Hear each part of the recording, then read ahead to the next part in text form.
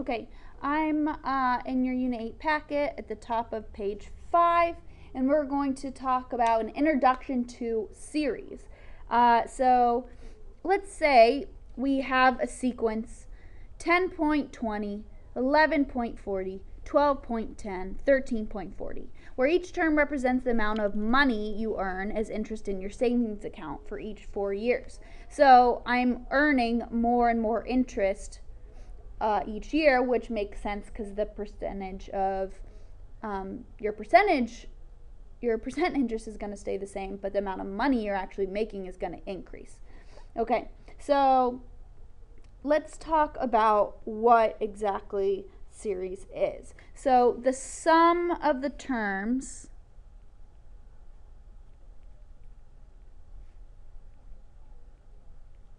So the sum of all these terms, we know sum means whatever the answer is to an addition problem, represents the series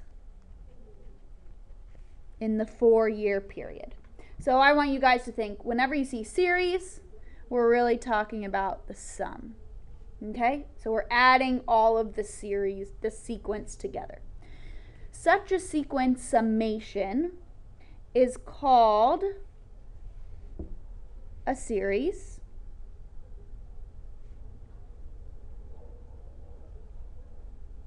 and is designated by Sn. So this little n is a subscript, and we have a big S there. So the S means the series, and the n means you're taking it out of a sequence. N represents the number of terms of the sequence being added. So let's say we add S subscript 20. That means we have a total of 20 terms we're adding up.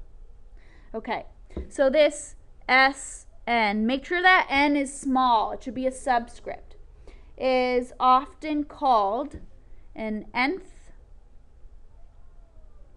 partial sum. I say nth because I don't know how many terms are going to be in the sequence. If it was a 100-term sequence, it'd be 100th partial sum because you're adding them up all together. Okay. So, for example, here we have 1, 2, 3, 4 terms. So S4 would mean you're adding 4 terms together. S3 would mean you're adding 1, 2, 3 terms together. Okay. A series can be represented in a compact form called summation notation.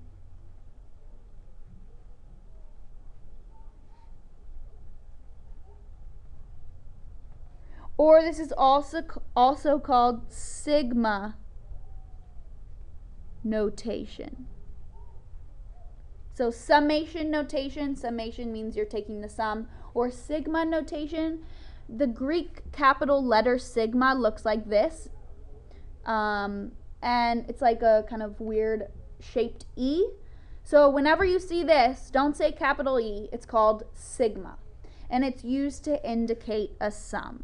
So whenever you see S or this E, this sigma, it means sum. So let's do an example. All right, let's do an example with sigma notation. So if I want the summation from 1 to 4 of 3n, in sigma notation, I'm going to do my weird looking zigzag E. It's like a sideways W.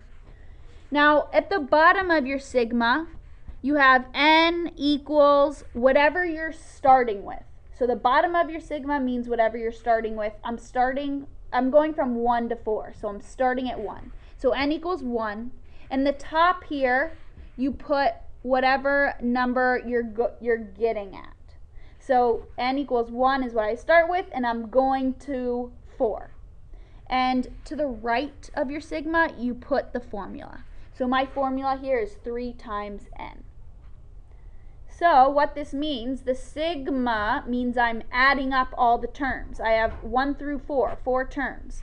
So that means I'm going to take, starting at 1, plugging in for n, 3 times 1, plus, because I'm adding it together, 3 times 2, plus 3 times 3, plus 3 times 4. I stop at 4 because that's my stopping point.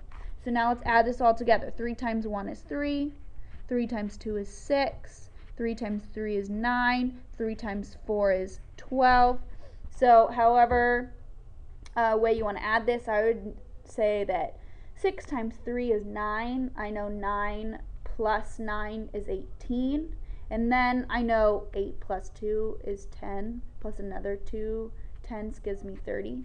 However you add that in your head. Yeah, so I took the sum of the terms 1 to 4 of the formula 3 times n. So let's turn the page over. Now let's look at this example. Evaluate this sigma. So now I have k instead of n, but it's the same thing, just a different variable. So I'm starting at 1 and I'm going to 5 and I'm adding them all together. So for my first term, I'm going to have 1 squared plus 2 plus, now I'm plugging in 2. 2 squared plus 2 plus 3 squared plus 2 plus 4 squared plus 2 plus 5 squared plus 2, and I know I'm stopping at 5 because that's my stopping point up here. My starting point's on the bottom, my stopping point's at top. Okay, always do the exponent first. 1 squared is 1. 1 plus 2 is 3. 2 squared is 4. 4 plus 2 is 6. 3 squared is 9. 9 plus 2 is 11. 4 squared is 16. 16 plus 2 is 18. 5 squared is 25 plus 2 is 27. And if I want to add all these up, I have 9 here plus 11 gives me 20. Students, at this time lunch is over. Please get ready for class. And then I have 38 plus 27. Get ready for your next class. 65.